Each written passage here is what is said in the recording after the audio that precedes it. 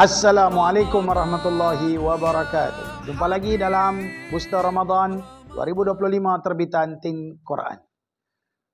Para penonton sekalian, kita telah sampai pada surah Al-Qari'ah.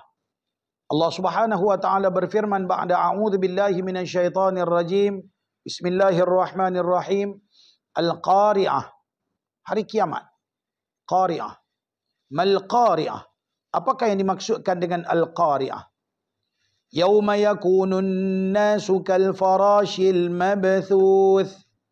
Pada hari kata kiamat ni, suatu hari di mana gambaran dia seperti mana binatang macam kekatu tu keluar daripada masa nak hujan tu, kekatu tiba-tiba keluar daripada sarang dia, lari bertempiaran.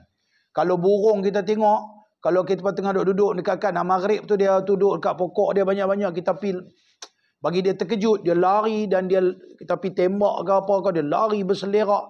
Sampai lagu tu punya keadaan manusia berada dalam huru hara yang begitu dahsyat.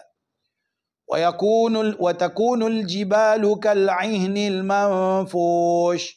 Ketika itu kamu dapat melihat gunung ganang seperti bulu yang dihembur-hemburkan. Ambil bulu ayam kecil-kecil tu bawa di tangan, buat fuh lagu tu, syung. Nak abang kata berkecai, berterbangan ke sana ke sini, dahsyatnya kiamat. Fa amma man thaqulat mawazinuh. Sesiapa yang timbangannya berat, timbangan amal kebaikan dia berat. Fa huwa fi 'ishatir radiyah, maka dia berada dalam kehidupan yang dia redai oleh Tuhan. Tuhan akan bagi dia kehidupan yang baik esok di akhirat. Wa amma man khaffat mawazinuh. Dan sesiapa yang ringan timbangan amal kebaikan dia, sikit sangat amal kebaikan yang dia buat. Fa ummuhu hawiyah, maka tempat kembalinya adalah neraka hawiyah. Wa ma adraka ma hiya. Adakah kamu nak ketahui apakah yang dimaksudkan dengan neraka hawiyah itu? Narun hamiyah, iaitu api yang menyala-nyala, api yang sangat panas. Para penonton sekalian, berdasarkan kepada surah Al-Qari'ah, pertama di bahagian awal ayat ni, beberapa ayat Allah nak gambarkan tentang dahsyatnya berlakunya kiamat. Dengan langit jatuh berkecai, gunung ganang seperti mana berhemburan, berterbangan, dan manusia lari bertempiaran seperti mana kekatu keluar daripada sarangnya ke sana kemari dengan bertempiaran lari. Masya Allah, dahsyatnya berlakunya kiamat. Satu yang tak dapat digambarkan.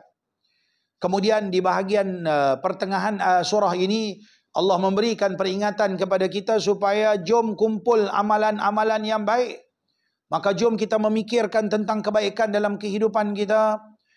Seperti mana kita baca Quran, kita fahami makna Al-Quran. Salah satu daripada kaedah yang terbaik untuk anda nak mempelajari untuk jangka masa singkat untuk memahami Al-Quran, iaitulah jom kita belajar terjemahan dan makna Al-Quran melalui kaedah Think Quran.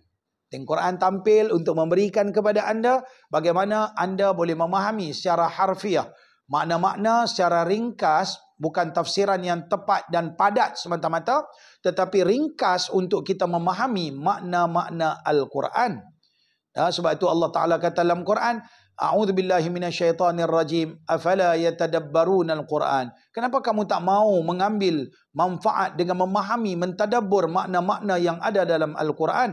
Am ala qulubin aqfaluha, ataupun hati kamu dah dipeteri, dah ditutup sehingga tidak boleh masuk kebenaran dan kebaikan? Maka berdasarkan kepada surah ini, selain Allah nak memperkenalkan kepada kita dahsyatnya huru-hara kiamat, maka Allah memberikan peringatan kepada kita, jom cari kebaikan, bekal-bekal kebaikan ketika hidup di dunia. Dengan banyakkan salat, dengan banyakkan puasa, dengan banyakkan zikir, baca Quran.